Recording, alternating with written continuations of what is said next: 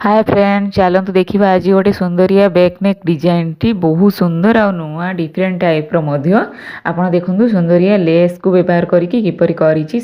देखु मुझे साइज रो ब्लाउज आपन को संपूर्ण कहि देखु यहाँ हूँ 36 साइज रो ब्लाउज 36 तार चारि भागर एक भाग हूँ 9 मु +2 इंच एक्सट्रा नहीं आपड़ चाहिए 1 इंच नहीं पारे 1.5 इंच नहीं पारे कांध देखु यहाँ मुझे 5.5 5.5 इंच 3 इंच देखु 3 इंच मुझे आमर जो खांद नेली 3 इंच देखिले यहाँ नौ 3 इंच देखिले 2.5 इंच 2.5 इंच हूँ मोर बेक गोलई यहाँ देखो 6 अधे हूँ मोर काख गोलई 5 अधे को 6 अधे काख गोलई आमर जो खांदटा यहाँ समस्त ब्लाउज रे जदि नेबे आपणकर केबे खांद खसबनी देखिले यहाँ नहीं कि 8 अधे मुझे तार अधा +2 इंच एक्स्ट्रा नहीं देखिपारे यहाँ मोर अंटाटा हूँ 34 तार चारि भाग एक भाग हूँ 8 अधे +2 इंच देखिले यहाँ संपूर्ण बॉडी लंबाटा नहीं ब्लाउज रो बॉडी लंबाटा मुझे 15 इंच ये देखिले मु 8 इंच रे नेली मोर बेक गलेटा आप चाहिए अधिक नहीं पारे किंतु यहाँ मु बहुत माने कम नहीं बेक गलेटा देखो यहाँ मत 2 अधे नेली आरंभ में 2 अधे नहीं बेक गलेटा संपूर्ण ये भाव में कटिंग करने भिडियो आपमती देखुं तापणे आपणकर आपण डिजाइन अनुसार मार्किंग करेंगे देखिले ये भाव में मु लव डिजाइन टी मार्किंग कली देखु यहाँ कटिंग करना बलगा कपड़ाटी को ताहले आम फिनिशिंग लगे देखिले ये भाव में कपड़ा को आम उल्टे दबा जस्ट से सेंटर ही अपोजिट साइड करदेले आम देखो किभली हम देखो संपूर्ण मार्किंग हो गला जमीती कि मुझे भी कटिंग करची सेम सेम मार्किंग हो गला तापर देखो ये अस्त्र कपड़ाटी पकईदबा अस्त्र कपड़ाटी को अस्त्र कपड़ा ऊपर आम मेन फैब्रिक टी पकेबा जमी आम मेन फैब्रिक रे आमर सब मार्किंग होपर देखो आल्पिन द्वारा मु अटैच करदेली संपूर्ण कपड़ाटी को मेन फैब्रिक सहित अस्त्र कपड़ा को आल्पिन द्वारा अटैच करनेली ताहले आम स्टिचिंग करिबार सुविधा हम देखिले खसबनी जमारू देखिले ये भाव में तापर आम देखु बेक डिजाइन को स्टिचिंग करवा जो भाई भाव में मार्किंग कर आराम से आम स्टिचिंग करेंगे किसी भी डिफरेंट नुह आप अति सहजरे करें ये भाव में प्रथम मार्किंग करने मार्किंग करके देखिले मुझे आल्पिन द्वारा अटैच करनेली अटैच जदि करदे आपंकर मेन फैब्रिक सहित अस्त्र कपड़ाटी संपूर्ण अटैच हो गला आपन को किसी कष्ट करने पड़ोनी आराम से आपण कपड़ाटी को बुलेकी बेक डिजाइन को सिलाई करने तापर देखु आम कटिंग करनेली कटिंग करला पर ये छोट छोट छोट छोट कट देदबा आम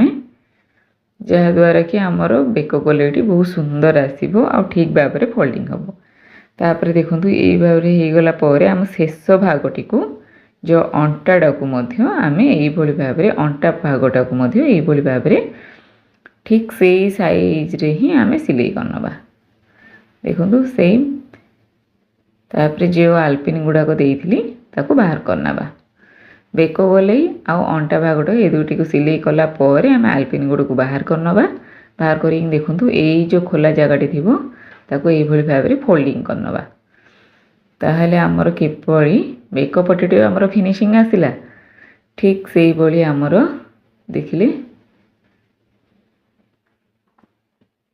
आउपर बेक पट्टी उपरे आम सिलाई करनबा देखु बेक गलेटी उपरे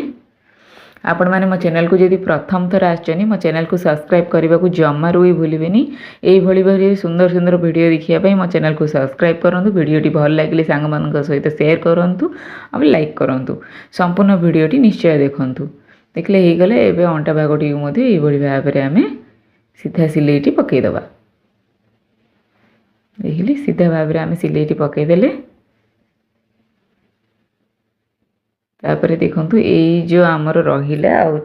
साइड रो काख गोलई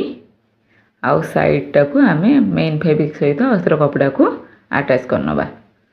देखिले ये भाव में आम आटाच करनवा ठीक अपोजिट साइड मध्य ये भाव में आम आटाच करनवा करबा पर यही जो बड़का कपड़ा को आम फिनिशिंग भाव में कटिंग करनवा ताले आमर बहुत सुंदर भाव में आमर ब्लाउज मेजरमेंट जना पड़ जिवो देखिले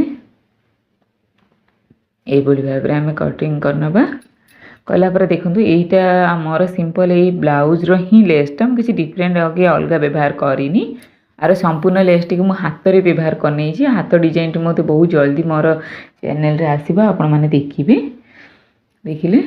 ताको यही भाव में आम टी फोल्डिंग करदे दुई साइड तो एतिकी जस्ट बड़का रही किपरि बैक नेक डिजाइन व्यवहार करी आपण देखंतु देखिले ये दुई साइड दुईटी जाक लेस रो दुई साइड आम ये भाव में सिलाई करनवा देखो फिनिशिंग भाव में आम सिलाई करने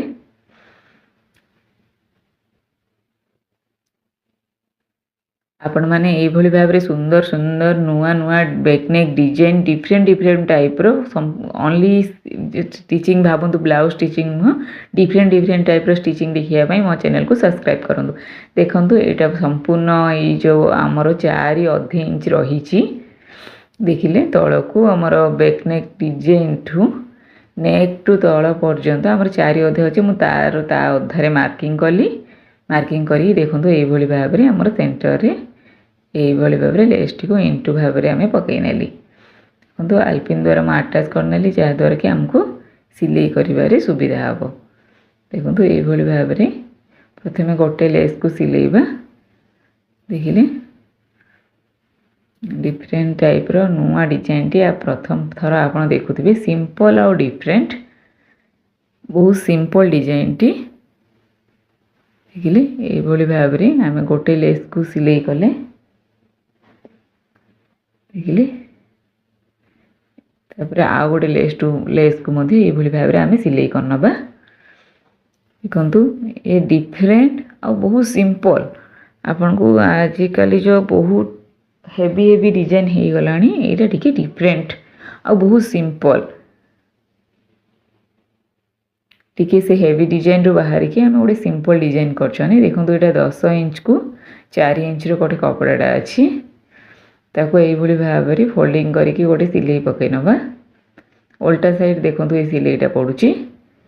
कपड़ा जदि न देखो जॉइंट मुझे को जॉइंट करी यही भाव में उल्टे दबा